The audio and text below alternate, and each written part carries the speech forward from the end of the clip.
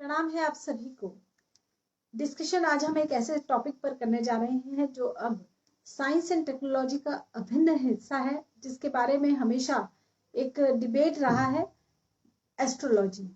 Astrology को फिलहाल में ही गवर्नमेंट ऑफ इंडिया की तरफ से मेडिकल एस्ट्रोलॉजी के नाम से जोड़ा गया है आयुर्वेद के सिलेबस में। इस पर पूरे भारतवर्ष में या ग्लोबली एक डिबेट छिड़ गई कि मेडिकल एस्ट्रोलॉजी क्या डॉक्टर्स को पढ़ाए जाने वाला विषय होना चाहिए, क्या हम पेशेंट को देखने से पहले, क्या पेशेंट को ट्रीट करने से पहले क्या जरूरी है कि हम उसकी कुंडली भी बांचें। इसी तरह के क्वेश्चंस का आंसर आज हम लेने जा रहे हैं प्रोफेसर अश्विनी जी अग्रवाल से, जो कि अश्विनी लाइफ मैप रीडर्स के कर्ता धर्ता है। आइए स्वागत करते हैं अश्विनी जी का अपने शो पे। प्रोफेसर अश्विनी जी, आपका बहुत बहुत धन्यवाद हमारे प्रोग्राम में आने के लिए। प्रणाम। तो अश्विनी जी, आप खुद एक इंजीनियर हैं, एक टेक्नोलॉजिस्ट हैं, एम्बेडेड टेक्नोलॉजी, एआई या मेटावर्स जैसी टेक्नोलॉजीज पर आप काम कर रहे हैं जी। ऐसे में लाइफ मैप रीडिंग का जो ये आपने एक नया वेंचर शुरू किया है, क्या आपको नहीं लगता कि ये एक एब्स्ट्रैक्ट सा सब्जेक्ट है? इसके बारे में हमेशा एक संशय बना रहता है। क्या आपको लगता है कि मेडिकल एस्ट्रोलॉजी को सिलेबस का एक एसेंशियल हिस्सा बनाना क्या एक सही मूव है गवर्नमेंट का? जी देखिए, एक बात हम यहाँ पर समझे तो जब से मैनकाइंड आई है इस दुनिया में, लेट्स से, तो all the time that person was worried कि मुझे शाम की रोटी मिलेगी कि नहीं मिलेगी। अब इस स्टेटमेंट को समझो कि उसकी एक ही चिंता थी। आप प्रेयर्स में देख सकते हो कि भगवान जी को धन्यवाद किया जाता है कि मुझे अब का खाना तो मिल गया है, मुझे ऐसे ही कल भी खाना दे देना। तो ये कल की चिंता क्यों शुरू हो गई उसको अभी से? लोग कहते हैं वर्तमान में रहना सीखो, और कल की चिंता वो पहले दिन से कर रहे हैं जब से मैनकाइंड आई है। ये बहुत नेचुरल सा स्वभाव है मनुष्य का। सो इसको हम सब्जेक्ट का नाम चाहे कुछ भी दे, तरीका कुछ भी दे, रोटी कमाने का तरीका चाहे कुछ भी हो, रोटी खाने का तरीका चाहे कुछ भी हो, क्या खा रहे हो ये चाहे कुछ भी हो, बट कल की चिंता करना ही मानव स्वभाव है। और इस स्वभाव को हम लोगों ने टोटल इग्नोर किया पिछले 300-400 सालों में। इग्नोर कैसे किया? इग्नोर ऐसे किया कि एस्ट्रोलॉजी एक ऐसा सब्जेक्ट है जो आपको सिर्फ कंफ्यूजन देता है, आपको बीमारी देता है, मतलब ऐसी बातें फैलाई गई जिसका के कोई मतलब और छोर ही नहीं था, कोई जरूरत ही नहीं थी, कोई मतलब उस सब्जेक्ट को, एस्ट्रोलॉजी जैसे सब्जेक्ट को या ज्योतिष, एक तो कंफ्यूजन इतने सारे कर दिए गए। ज्योतिष शब्द को समझना बहुत जरूरी है। यहां पर असल में प्रॉब्लम क्या है कि भाषा का फेर है। हिंदी में जिसको ज्योतिष कहा गया है, ज्योतिष का एग्जैक्ट ट्रांसलेशन अंग्रेजी में नहीं है अवेलेबल। अब बात समझे मैं क्या कह रहा हूं कि हिंदी के अलावा बाकी सारी लैंग्वेजेस, सारी भाषाएं आधी अधूरी हैं, इसलिए वो शब्दों को ला ही नहीं पाए जितने शब्द हिंदी में अवेलेबल है।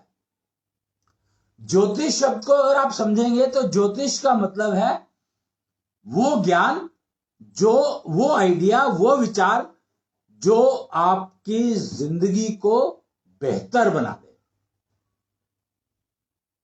ज्योति का मतलब ज्ञान। दीपक से रिलेट वो किया जाता है कि ज्ञान का दीपक जलाते हैं। वो कोई भी आजकल प्रोग्राम शुरू करते हैं ना, तो ज्ञान का दीपक जलाते हैं। एक वो लाइटिंग दी लैंप का एक सिस्टम चला हुआ है। वो क्या है? वो इसलिए जलाया जाता है, इसलिए शुरू किया गया था कि अब हम जो भी चर्चा करेंगे वो एक ज्ञान प्राप्त करने के लिए करेंगे। तो उसका प्रतीक माना जाता है कि अब आप ज्ञान की तरफ चल रहे हो। अश्विनी जी, ज्योतिष का मतलब ये हो सकता है कि जो ज्ञान दे हमें वो ज्योतिष हो गया जी। लेकिन जब हम किसी की कुंडली को स्टडी करने की कोशिश करते हैं, क्योंकि मैं खुद एक पाल्मिस्ट हूँ, तो इसमें हमेशा एक संशय बना रहता है। जैसे मुझसे भी बहुत लोग पूछते हैं जी। कि जो आपने कहा है ये सच होगा, इसकी क्या गारंटी है जी। तो मैं यहीं पर आ रहा था। मैंने इसीलिए ज्योतिष शब्द को पकड़ा पहले कि अब ज्योतिष एक होलिस्टिक सब्जेक्ट, मतलब ज्योतिष एक सब्जेक्ट है, फिर बाकी सारी की सारी ब्रांचेज हैं उसकी। ज्योतिष को आप ये मान लो कि ज्ञान का समुद्र है और उसके अंदर बहुत सारी नदियां निकल रही हैं।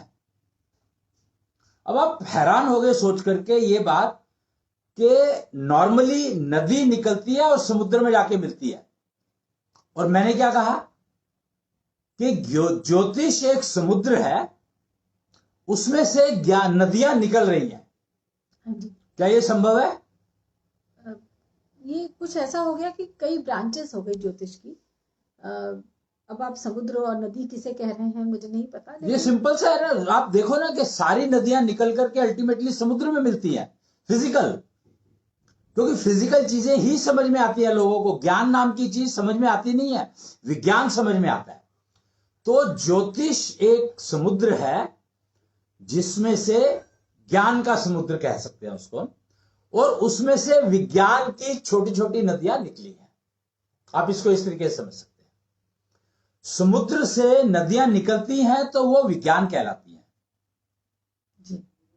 और एस्ट्रोलॉजी एक विज्ञान है जो ज्योतिष का एक हिस्सा, एक नदी है। पामिस्ट्री एक नदी है जो ज्योतिष का एक, ज्योतिष से निकली एक नदी है। न्यूमरोलॉजी ज्योतिष से निकली एक नदी है। एस्ट्रोलॉजी, अब यहां पर समस्या क्या होती है कि why medical astrology has been started, जबकि मेडिकल एस्ट्रोलॉजी सबसे ज्यादा डाउटफुल सब्जेक्ट है। क्यों? क्योंकि मेडिकल, जब एस्ट्रोलॉजी की बात करते हैं हम, तो उसके सारे पैरामीटर्स वेरिएबल हैं, मूविंग है, प्लैनेट्स के ऊपर आधारित है, और प्लैनेट सारे मूव करते हैं, स्टेशनरी नहीं है। तो उसमें गलती होने के चांसेस बहुत हैं, होगी ही होगी। वो इतना कॉम्प्लेक्स मैथमेटिक्स है कि अगर आप उस पर आधार करके और जीवन को समझने की कोशिश करेंगे तो डेफिनेट है कि you are bound to make mistakes. क्यों? क्योंकि जो एस्ट्रोलॉजी में 3 इनपुट्स चाहिए होती हैं, place of birth, time of birth and date of birth. तो ये 3 फैक्टर, तीनों के 3 गलत हो सकते हैं। अब समझे मैं क्या कह रहा हूं? टाइम ऑफ बर्थ आपका नेचर पे डिपेंडेंट नहीं है, प्लेस ऑफ बर्थ की जो मार्किंग की गई है वो नेचर पे डिपेंडेंट नहीं है, मैन मेड है। अब नेचर पे डिपेंडेंट नहीं है, time of birth, place of birth, इसका क्या मतलब हुआ, इसके क्या मायने हुए? बड़ा सिंपल सी बात है ना कि आप जब टाइम देखते हो तो वो क्या टाइम नेचर ने दिया है? जो टाइम तुम देख रहे हो ज्योतिष के अंदर, जो एस्ट्रोलॉजी में तुम 3 पैरामीटर ले रहे हो, वो तीनों के 3 पैरामीटर मैन मेड है। बच्चे का जन्म हुआ, ये संध्या काल में बच्चे का जन्म हुआ था, ठीक है, इसमें नेचर नहीं है। तो संध्या काल देख नहीं रहे ना वहां पे तुम, यही तो प्रॉब्लम है कि एस्ट्रोलॉजी में तुम संध्या काल नहीं देख रहे हो, तुम 6:10 देख रहे हो। ओके, तो time of birth is not natural, try to understand that. ये तो अभी हुआ है, पहले जब घड़ी नहीं थी हमारे पास। घड़ी हमेशा थी हमारे पास, कब नहीं थी घड़ी? सूर्य घड़ी पहले कब से है? जब से मैनकाइंड बनी है, जब से सूर्य एग्जिस्टेंस में आया है, तब से है सूर्य घड़ी। चंद्रमा घड़ी नहीं है। आप इमेजिन करके देखो कि हमेशा सूर्य घड़ी की बात की जाती है, चंद्रमा की घड़ी नहीं हो सकती क्या? पर चंद्रमा की घड़ी नहीं बनी कभी भी। सूर्य, पूरे दिन की सूर्य की जो मूवमेंट है उससे हम परछाई देखकर अंदाजा लगाते हैं कि टाइम क्या हुआ है। सूर्य घड़ी भारत में कई स्थानों एग्री, पर सूर्य जिस समय नहीं है उस समय के टाइम को क्या करोगे? समस्या यही शुरू होती है कि जिस समय में आपके पास सूर्य नहीं है, पहले वक्त तो चलो सूर्य घड़ी से आपने सूर्य के समय का टाइम तो देख लिया, एक अंदाज लगा लिया, कुछ कर लिया, वो फिर भी एक बार को मैं नेचुरल मान सकता हूं। लेकिन नेचुरल वो भी नहीं है, क्योंकि आप परछाई रीड कर रहे हो किसी चीज की लगा करके, वो आपने सही जगह पर लगाई है कि नहीं लगाई है। There are so many issues, बादल है, फलाना है, अभी ये हो गया, सूर्य दक्षिणायन है, सूर्य उत्तरायण है, कितने सारे कंडीशंस हैं उसके साथ। चंद्रमा की घड़ी से तो हमें कुछ भी नहीं मिलेगा। करेक्ट। तो इसीलिए मैंने कहा कि एस्ट्रोलॉजी एक ऐसा सब्जेक्ट है जो हाइपोथिकेशन पर बेस्ड है, सिर्फ सोच समझ करके और फिर डेटा एनालिसिस करना पड़ता है उसमें. It is not a natural system at all. Try to understand what I am saying कि नेचुरल नेचर का दिया हुआ सिस्टम क्या है ज्योतिष में. अब जो नदियां हैं तो कुछ नदियां मैनमेड होती है, कुछ नदियां नेचुरल होती हैं. ये बात तो आप समझ सकते हो कि नदियां जो समुद्र में जाके मिल रही है, कुछ नदियां मैनमेड होती है, कुछ नदियां नेचुरल होती हैं. जैसे गंगा नेचुरल है, पर उसमें से एक नहर निकाल ली तो वो मैनमेड हो गई. ठीक है. तो astrology is a manmade river जिसमें गलती होने के चांसेस हमेशा रहेंगे, human error, and that can be as big as killing the person on the operation table. सभी विधाएं ह्यूमन मेड ही तो है. नहीं, यही फर्क समझना पड़ेगा कि प्रकृति की देन विधाएं हैं. पामिस्ट्री एक सब्जेक्ट, एक नदी ऐसी है जो प्रकृति की देन है. वो आपकी बनाई हुई नहीं है, वो ह्यूमन मेड नहीं है. उसमें कोई कुछ कर नहीं सकता है. It is a natural. Nature has given that map, that is called destiny map. तो पामिस्ट्री एक ऐसा सब्जेक्ट है जो कि नेचर का दिया हुआ है, ना कि man made. Numerology, it is a man made subject again. Numerology is also a man made subject. But face reading, लक्षण शास्त्र, ये मैन मेड नहीं है, ये नेचुरल है. इसलिए बॉडी लैंग्वेज, अगर आप ठीक से लक्षण शास्त्र के आधार पर चलो तो body language can give you much better results compare to astrology and numerology. Then Shukracharya Gyan. Shukracharya Gyan is natural, nature given.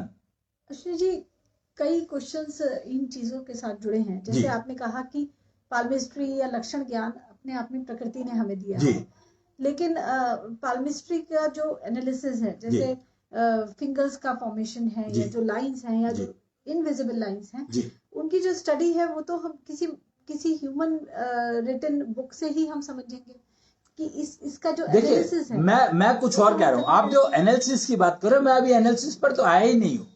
मैं अभी ये कह रहा हूं कि try to understand what nature has given and what man has made. Try to understand that difference first. So samudra is natural.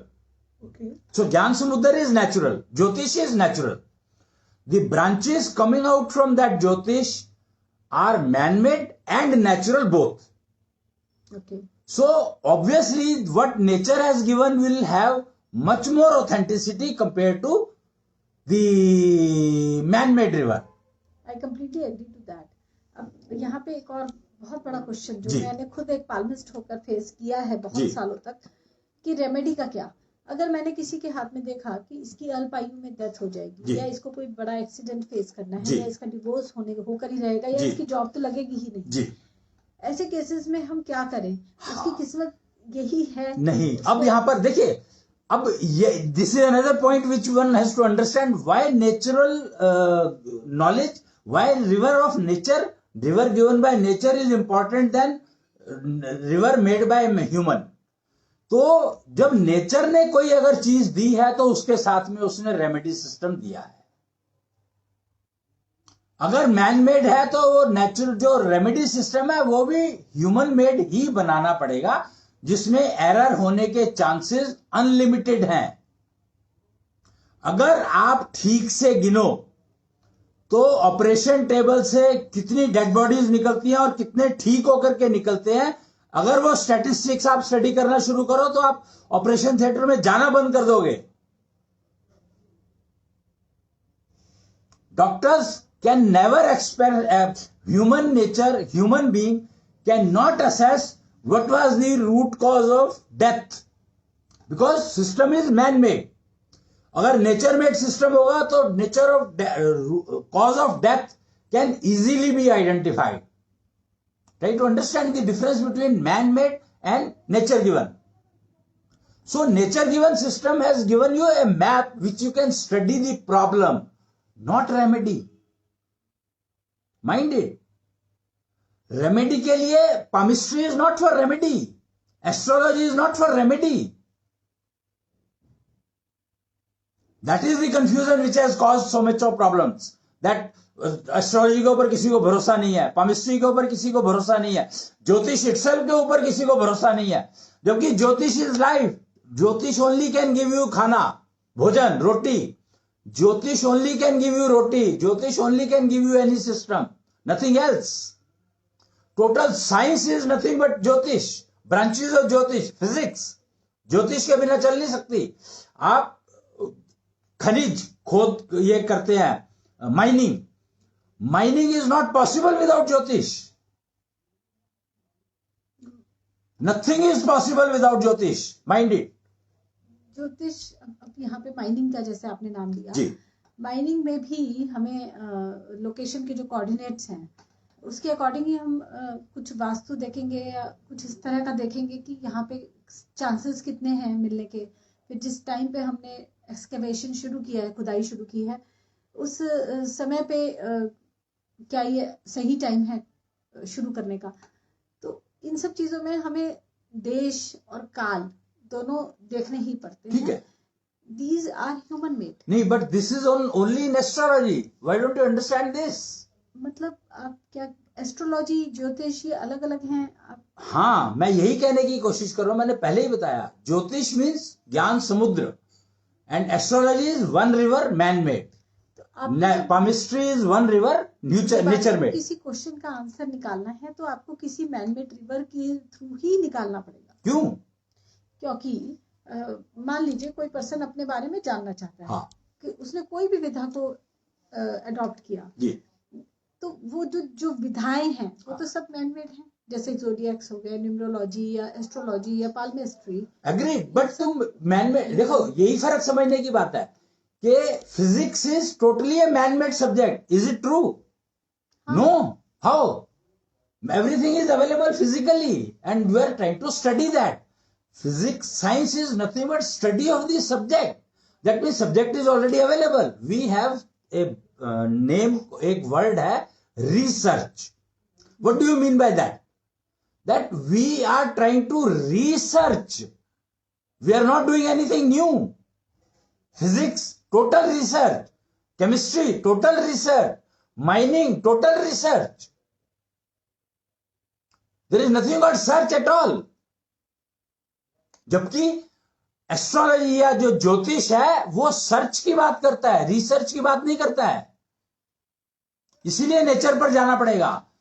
The moment we start going talking about nature, palmistry, no one can change this. These lines are nature made. If you try to draw a line by putting a knife, film industry ने कितना confuse किया कि एक बंदे ने एक चाकू लेकर के और एक नई लाइन बना दी अपने यहां पर. Do you think that is going to work? No. So research has pushed that concept कि यार लाइन तो मैं चाकू लेकर के कभी भी बना सकता हूं. That is the confusion which has been pushed into the society and that is made that ज्योतिष एक बकवास सब्जेक्ट है. ये उसी का नतीजा है कि हर आदमी ने सोचा कि लाइन तो मैं अपने पाम पर कभी भी बना सकता हूं. I can draw any line anytime to make I mean, I don't know what words I should use it for. But palmistry is natural. अगर palmist अच्छे palmist आपको मिलेंगे नहीं, I can guarantee that अच्छे palmist आपको मिलेंगे नहीं. You are a very good palmist, which I have come to know. I have been testing you for some 3-4 maybe 6 months और हजारों हाथ देखे होंगे. तो मैंने समझा कि you are a palmist by birth. I am a remedy supplier. I supply remedy. See, the key is that prediction. Normally क्या किया गया है, जैसे मैंने पहले कहा आपको, पहला जो स्टेटमेंट था मेरा कि कल की रोटी मुझे मिल जाए. आज की रोटी मेरे सामने पड़ी है, उसके लिए मैं थैंक यू कह रहा हूं और कल की मुझे मिल जाए उसकी मैं कामना कर रहा हूं. और लोगों ने कहा कि कामना करोगे तो नुकसान होगा. मतलब इमेजिन, आप कामना कर रहे हो और कह रहे हो कि कामना करोगे तो नुकसान होगा. व्हाट डज इट मीन यार? We are confusing, we are contradicting ourselves every moment. We are not interested in knowing facts. कि कामना के बिना कुछ होता नहीं है। हमारे सिस्टम में जो भृगु ज्योतिष है या शुक्राचार्य ज्योतिष का जो शुक्राचार्य बेस्ड भृगु ज्योतिष आई am talking about, now I am talking about ज्योतिष की जो ब्रांचेस अभी तक I was talking, they were giving you estimation, prediction, they were telling you what your destiny is giving you, but the branch I am talking about is remedy. All these rivers which I had talked earlier, palmistry है, numerology है, astrology है, या और लक्षण शास्त्र है, ये सारे के सारे आपको सिर्फ बताते हैं आपके बारे में, पर वो प्रॉब्लम जो भी प्रॉब्लम बताई उन्होंने, उसको ठीक कैसे करना है उसका कोई सॉल्यूशन ये रिवर्स नहीं देती है। हाँ, remedy system is something which is absolutely missing. अच्छा, यहाँ पे मेरा जो बिलीफ सिस्टम है वो ये कहता है कि जो किस्मत में आपकी लिखा है वो तो आपको भुगतना ही पड़ेगा। एग्री। तो रेमेडी शायद एक तरह का हम बहकाने के लिए, बहलाने के लिए एक कह देते हैं कि चलो ये वही लोग करते हैं जो पामिस्ट है और रेमेडी देने की कोशिश कर रहे हैं, या एस्ट्रोलॉजर है और रेमेडी देने की कोशिश कर रहे हैं, because remedies are nowhere written on your palm, nowhere written on your date of birth, nowhere written on any of the system doesn't give you any remedy. क्या आपको सच में लगता है कि रेमेडी पॉसिबल है? यस, मेडिकल साइंस सारा का सारा रेमेडी पे तो डिपेंडेंट है। दवाई कैसे लेते हो आप? हम मेडिकल एस्ट्रोलॉजी क्यों जोड़ा गया सब्जेक्ट?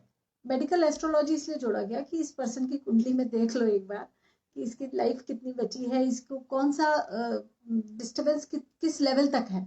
रेमेडी देते हैं ना फिर उसके बाद।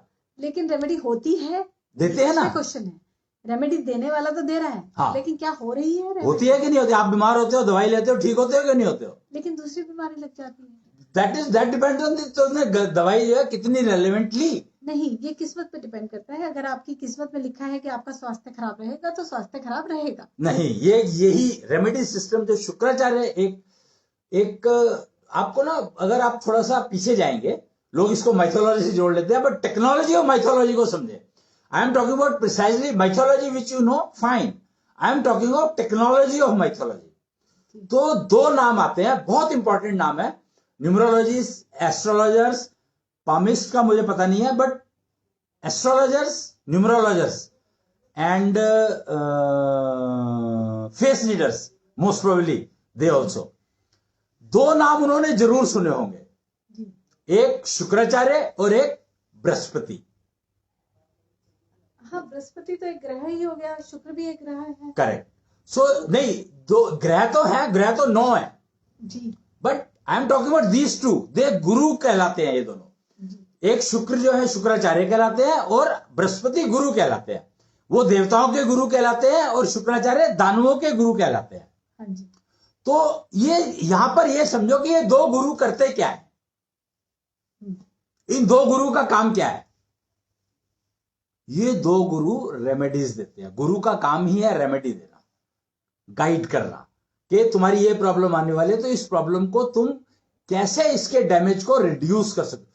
प्रॉब्लम दूर नहीं होगी, पर प्रॉब्लम से होने वाले डैमेज को तुम कम कर सकते हो अगर ये विधा अप्लाई इस तरीके से चल लो तो इसके लिए दो ही लोग हैं, शुक्राचार्य और बृहस्पति।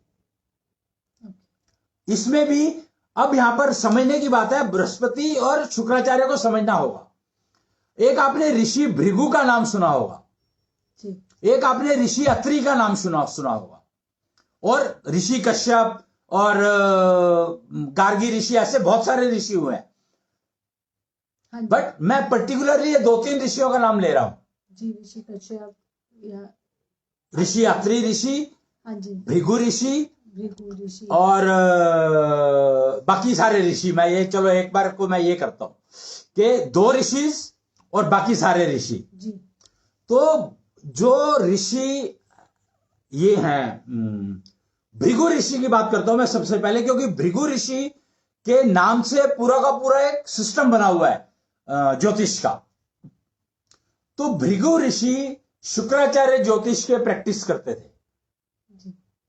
शुक्राचार्य ज्योतिष की प्रैक्टिस भृगु ऋषि करते थे और उन्होंने अपने आप को, उनका उस प्रैक्टिस में उनका लेवल इतना बढ़ गया था कि वो ब्रह्मा विष्णु महेश जैसी एंटिटीज के टेस्ट ले सकते थे, और उन्होंने डिसाइड किया कि मैं देखना चाहता हूं कि इनमें से कौन सृष्टि को ठीक से पाल सकता है।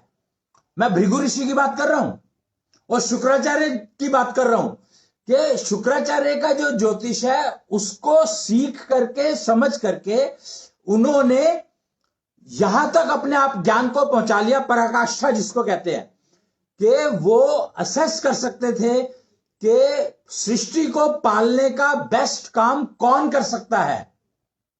और वो सबसे पहले गए ब्रह्मा जी के पास, ब्रह्मलोक, मतलब ही was able to travel to Brahmalok physically, and when he visited that place and he found के ब्रह्मा जी सो रहे थे, रेस्ट कर रहे थे, और उन्होंने कहा कि ये तो सोते रहते हैं, ये क्या ऋषि सृष्टि का पालन करेंगे जी। नहीं संभव जी। तो उन्होंने उनको रिजेक्ट कर दिया।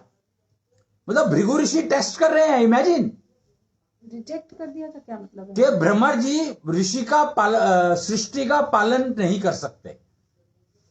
इस बात पे उन्होंने सिर्फ एक टेस्ट के लिए निकले थे कि सृष्टि का पालन कौन करेगा। बना तो दी सृष्टि ब्रह्मा जी ने, उसका पालन कौन करेगा। अश्विनी जी, मान लीजिए मैं मिनिस्टर्स का टेस्ट लेने निकलूं और मुझे लगे कि नहीं ये तो अच्छा नहीं है, इसको मैंने रिजेक्ट कर दिया, क्या फर्क पड़ता है? अगली बार मिनिस्टर नहीं बनेगा ना, हर 5 साल में इलेक्शन होते हैं, पर यही तो गेम है। भृगु जी वो अथॉरिटी नहीं थे जो अपॉइंट कर रहे हैं। अथॉरिटी थे नहीं, उन्होंने कहा टेस्ट कर रहा हूं। देखो बात यहां पर अपॉइंट की नहीं हो रही है, बात हो रही है टेस्ट करने की। पर टेस्ट करके आप करेंगे क्या? वो तो भृगु जाने ना, मेरे को थोड़ी पता है। मैं तो भृगु जी ने जो किया मैं वो बता रहा हूं। I am trying to come down to remedies. Okay. तो भृगु ने देखा कि ब्रह्मा जी जो है वो सो रहे हैं, आराम कर रहे हैं, पर वो सृष्टि को पालन नहीं कर सकते। उन्होंने क्या देखा, नब्ज देखी, क्या देखा, क्योंकि शुक्राचार्य ज्योतिष सारा का सारा नब्ज ज्ञान पर आधारित है। तो उन्होंने क्या देखा क्या नहीं देखा ये मुझे नहीं मालूम, बट उन्होंने ये कह दिया, कह करके वो ब्रह्मलोक छोड़ गए थे कि ब्रह्मा जी सृष्टि का पालन नहीं कर सकते। okay. फिर वो गए विष्णु के पास, नहीं, फिर वो गए शंकर शिव के पास जी। शिव यानी महेश, ब्रह्मा विष्णु महेश 3 गिने आते हैं। महेश के पास गए तो उन्होंने देखा कि महेश अपने परिवार में व्यस्त थे। okay. पत्नी पार्वती और बच्चे गणेश और कार्तिकेय, तो उनमें व्यस्त थे वो। तो उन्होंने उनको भी रिजेक्ट कर दिया कि नहीं ये भी पालन नहीं कर सकते। ओके। क्योंकि ये तो ग्रस्त में है, ये ग्रस्त में है तो पालन नहीं कर सकते। फिर वो गए विष्णु के पास। हाँ जी। तो विष्णु लोक में जब गए वो जी, वहां पर विष्णु मिले नहीं उनको। अच्छा। तो उनको डाउट हुआ कि विष्णु लोक में मैं आया हूं और विष्णु नहीं है यहां पर, ये कैसे। अच्छा। तो उनको लगा कि हो सकता है कि ये सृष्टि के पालन में बिजी हो, तो कहीं पर गए हुए हो। अच्छा। उनको एक पॉइंट मतलब उनके दिमाग में आया, क्योंकि नब्ज तो शुक्राचार्य ज्योतिष जो जानते हैं वो जानते हैं नब्ज की इंपॉर्टेंस। तो उनको ये समझ में आया कि हो सकता है वो किसी काम में बिजी हो। अच्छा। तो वो ढूंढने के लिए निकले, उनको पहचान तो थी ही उनको। यहाँ पे मेरा एक प्रश्न है, हो सकता है वो इररिलेवेंट हाँ, नहीं कोई बात नहीं। कि जो लोग नब्ज की जानकारी रखते हैं, क्या वो नब्ज से ये नहीं पहचान पाते कि वो पर्सन कहाँ है, उसकी कोऑर्डिनेट्स? नहीं, कैसे पहचानेंगे? क्योंकि ऐसे मुझे बहुत लोग मिले जो ये बता पाते हैं कि उस दिशा में आप जाएंगे तो आपको ये पर्सन मिलेगा, पर ये नब्ज से नहीं मिलता है। अच्छा, ये एस्ट्रोलॉजी और ये उसका काम है। अच्छा। ये प्रेडिक्शन का काम है। See that is what I am trying to say, that prediction and remedy they are 2 different things all together, and remedies are lying in the Gyan Samudra, and branches have already come out, rivers of predictions are already out, but remedy system is still lying in this samudra. Okay. Try to understand that difference. तो विष्णु को ढूंढने के लिए निकले वो जी। तो उन्होंने देखा कि अब he was able to read, he was able to see, predict करना। अब now it is a game of prediction that he was trying to predict कि मेरे को विष्णु कहाँ मिलेंगे। हाँ जी। तो he saw that he is somewhere near Ganga. हाँ। वो जाते हैं वहां पे तो विष्णु एक सीढ़ी पर लेटे होते हैं, सोए हुए होते हैं काइंड ऑफ। और भृगु जो जब गंगा जाते हैं तो पहले गंगा स्नान करते हैं और वापस आ रहे होते हैं। तो जब जा गए थे तब विष्णु वहां पर नहीं थे। हाँ। जब वापस आ रहे होते थे तो विष्णु वहां पर लेटे होते हैं और उनका पैर लगता है उनको, विष्णु को पैर मारते हैं, कहते हैं अरे तू सो क्यों रहा है, उठ। अच्छा। तो विष्णु उठते हैं और पहला उनका जो स्टेटमेंट है विष्णु का क्या था, आप समझे उसको? समझे आपने? उसको पता सबको है। उन्होंने कहा कि अरे ऋषिवर आपके पैर में कहीं चोट तो नहीं लगी? अब पैर से तुम किसी चीज को मार रहे हो अनलेस कि वो पत्थर हो, पत्थर होगा तो आपके पैर को चोट लगेगी। हाँ। अगर वो पत्थर नहीं है तो आपके पैर को चोट लगने की तो चांसेस है नहीं। हाँ जी। और वो तो मनुष्य रूप में थे जी। तो उन चोट तो उनके पैर से उनको लगी होगी। हाँ, नेचुरल सी बात है। हाँ। तो उन्होंने ये पूछा कि ऋषिवर कहीं आपके पैर में चोट तो नहीं लगी? अब भृगु ऋषि ज्ञानी है, त्रिलोक का ज्ञान था उनको, तीनों लोक में गए थे तो त्रिलोक का ज्ञान था उनको। तो उनको लगा कि कुछ गड़बड़ हो गई, कुछ तो हुआ। और फिर जब उन्होंने समझा तो उनका जो शुक्राचार्य वाला ज्ञान था वो सारा का सारा ज्ञान विष्णु ने हरण कर लिया, आई वुड से। मैं तो यही कहूंगा, हालांकि मुझे पता नहीं है कहना चाहिए कि नहीं कहना चाहिए, बट मैं कह सकता हूं, मैं ये बात कह सकता हूं, अथॉरिटी से कह सकता हूं कि विष्णु ने उनका भृगु का शुक्राचार्य वाला ज्ञान हरण कर लिया और बृहस्पति वाला ज्ञान रह गया।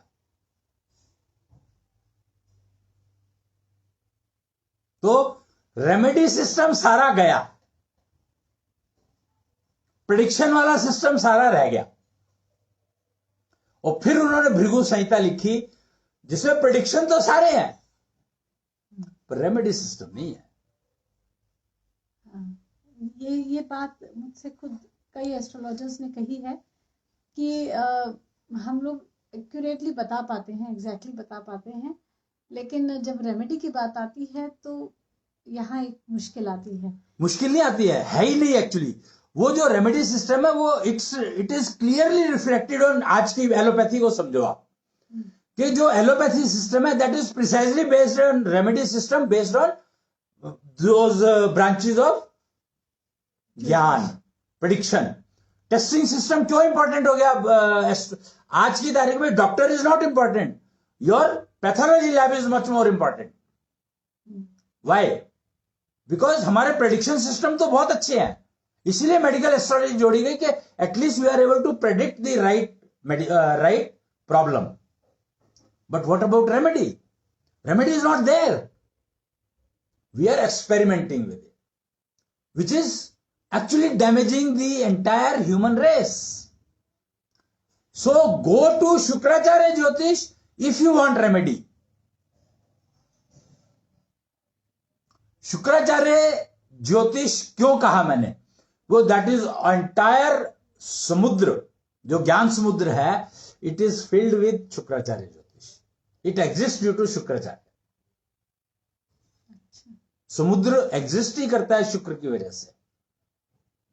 शुक्र अलग चीज है, शुक्राचार्य अलग। शुक्र के मालिक शुक्राचार्य, तो बड़ा सिंपल सा लॉजिक है। अच्छा। शुक्र के मालिक शुक्राचार्य, और शुक्राचार्य कौन है अब ये समझना होगा तुम्हें। तो शुक्राचार्य है महाविष्णु का दूसरा रूप, यानी एक, मैं विष्णु की बात नहीं कर रहा हूं, विष्णु महाब्रह्मा और कैलाश जो महेश है वो मैंने बात कर चुका हूं ऑलरेडी मैं। अब मैं बात कर रहा हूं महाविष्णु की। तो महाविष्णु का अगर एक सिक्के के दो पहलू देखे जाए, एक्चुअली हर सिक्के में तीन पहलू होते हैं। दो तीन होते हैं। दो ना? दो होते हैं। हेड एंड टेल नहीं, वो राउंड भी होता है। राउंड से क्या करना है? हाँ, वही तो गेम है कि हेड और टेल जुड़े कैसे आपस में। हेड एंड टेल जुड़े कैसे आपस में? वो है शुक्राचार्य, शुक्र की वजह से जुड़ते हैं।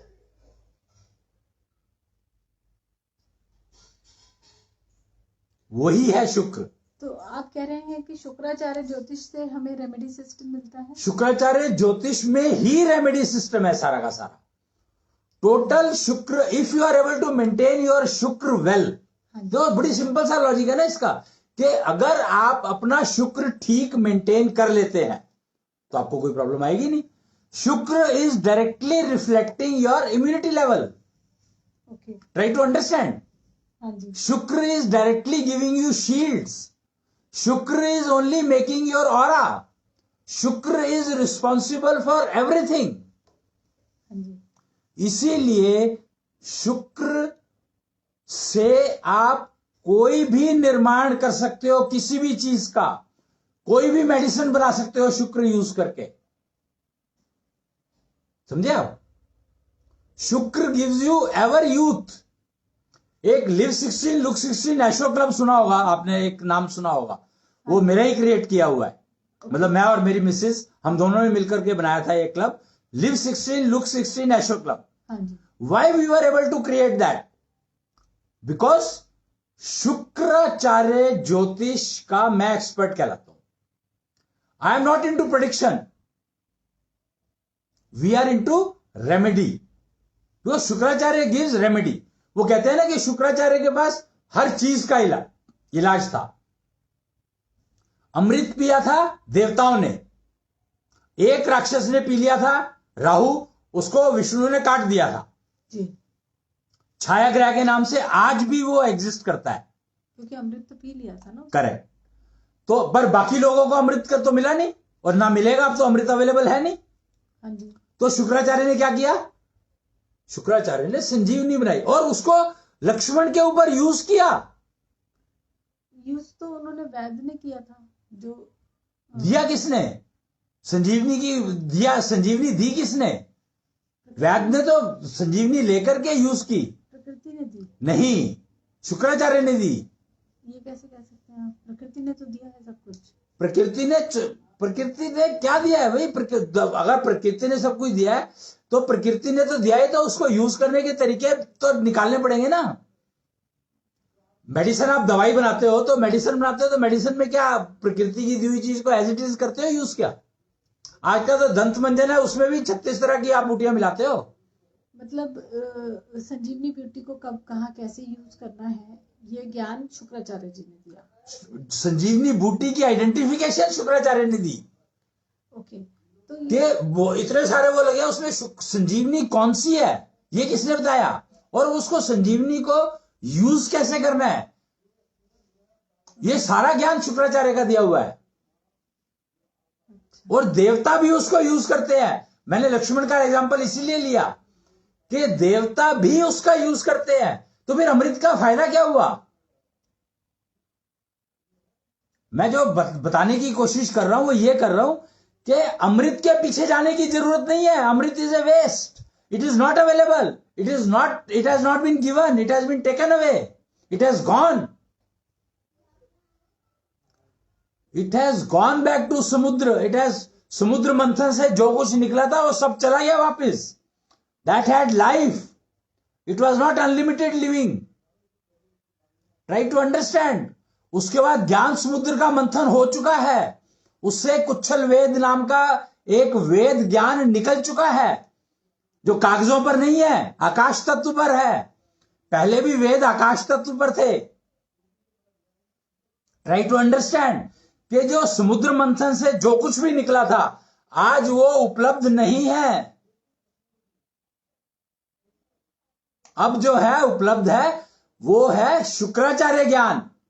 शुक्राचार्य ज्ञान दे दिया गया, उसकी जगह पर कुच्छल वेद आ चुका है। कुच्छल वेद में आपका नब्ज ज्ञान है, नारी ज्ञान है, और नाड़ी ज्ञान है, गर्भ का ज्ञान है, और मतलब टोटल ज्ञान जिसको कहते हैं।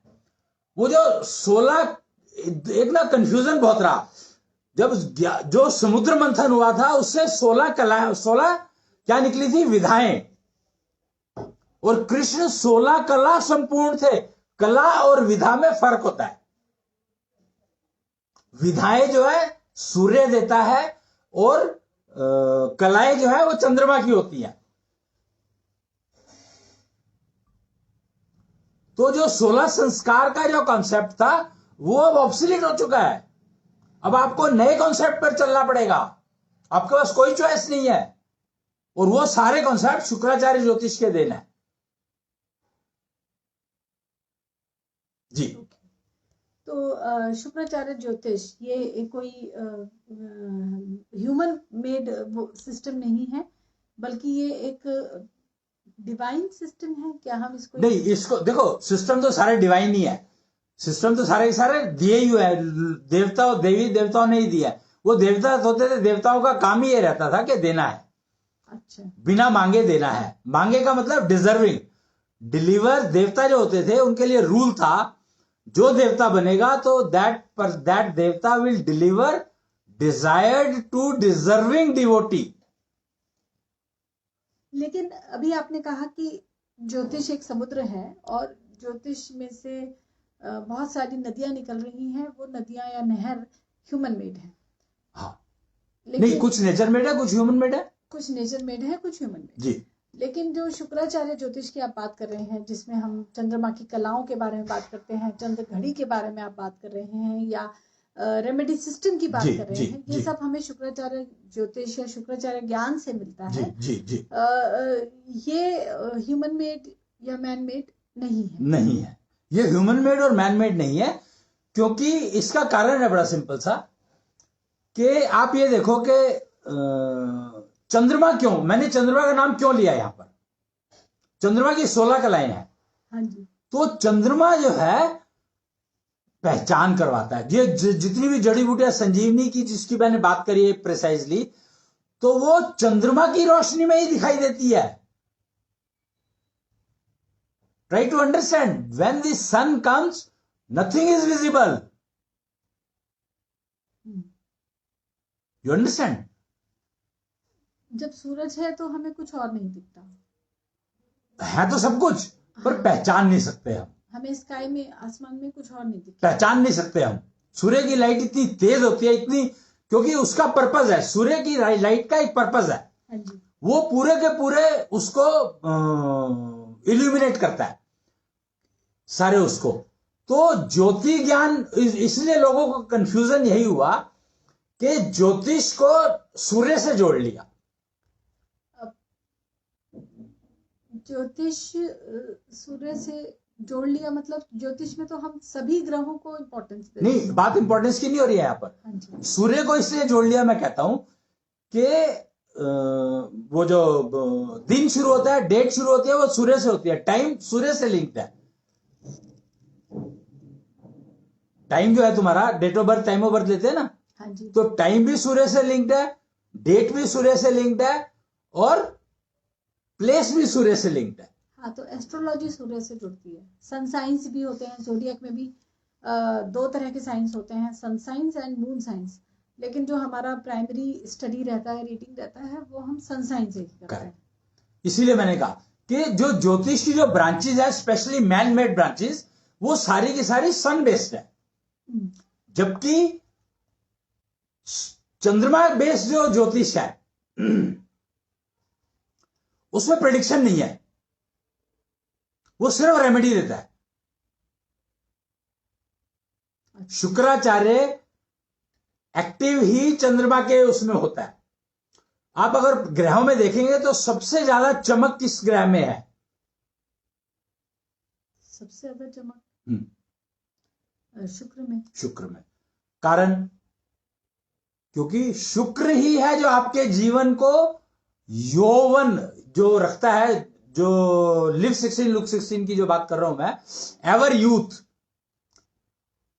Disease free youth, disease free life, disease free living, तो ये सब चंद्रमा की वजह से मिल सकता है।